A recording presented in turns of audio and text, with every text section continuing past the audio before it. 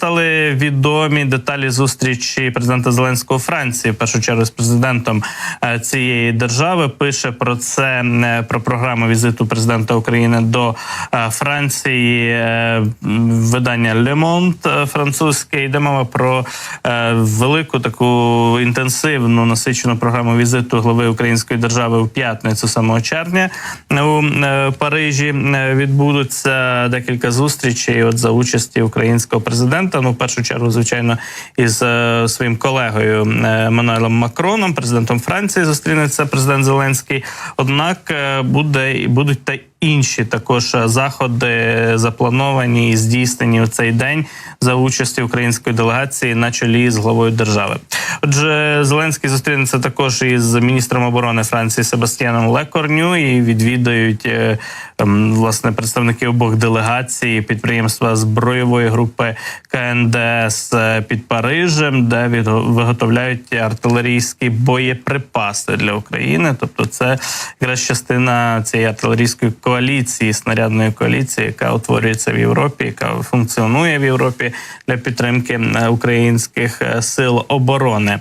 І також чекають президента Зеленського в Парижі якраз на урочистих заходах до річниці висадки союзницьких військ у Нормандії під час Другої світової війни в 44-му році. В принципі, це є основним приводом, скажімо так, здійснити візит до Франції. Зеленський запрошений на ці урочистості, але бачимо, крім офіційних таких заходів, якраз заплановано і низку дуже продуктивних, прагматичних цілком зустрічей, як то з міністром оборони Франції. Крім того, у програмі візиту глави української держави заплановано і виступ за трибуною Національної асамблеї Нижньої палати парламенту Франції і перемовини, зустріч із очільницею цієї палати парламенту Яель Брон-Піве, яка у березні вже приїздила до України, французька політикиня. І, ймовірно, також, що під час візиту президента України до Франції французька сторона оголосить про участь своїх військових у навчально-тренувальних місіях в Україні. Принаймні про це дуже активно пише французька преса.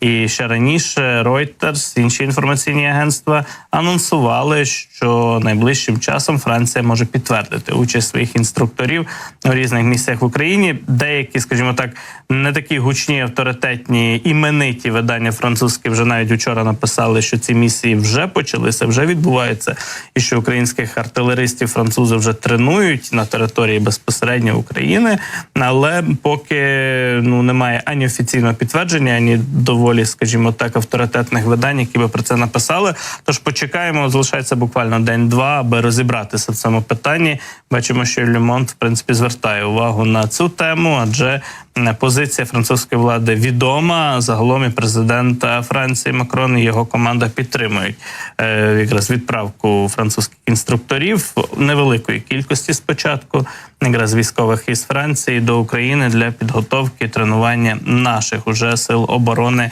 різних родів військ.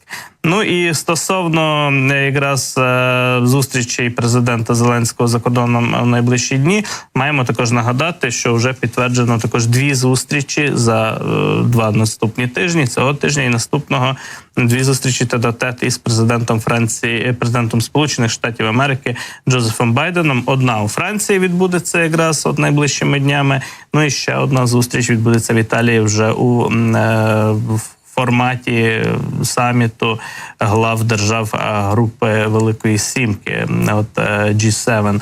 І там президент Зеленський теж буде присутній, тому з Байденом можна буде ще обговорити його останні заяви стосовно участі України і зближення із Північно-Атлантичним альянсом, із НАТО. Байден, нагадаємо, заявив у новому своєму інтерв'ю, що він не підтримує найближчим часом вступ України до НАТО, натовізацію України.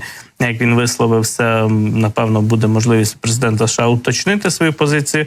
І в першу чергу нас, звичайно, цікавить підсилення української обороноздатності вже і тепер, і можливість завдавати ударів по російській території американською зброєю і успішно, ефективно оборонятися. Це ті завдання, так би мовити, тактичного характеру на найближчий період часу. І, звичайно, що тема участі американської делегації у саміті в Швейцарії. Вона важлива. Байдена там не буде, але буде віце-президентка Камала Гарріс і радник президента США Джейк Салліван із питань оборони і безпеки теж відвідає цей саміт у Швейцарії. Тому стежимо за міжнародною тематикою. Найближчим часом дуже багато буде новин саме на цю тему, саме в контексті зустрічей української делегації, глави української держави із нашими західними партнерами.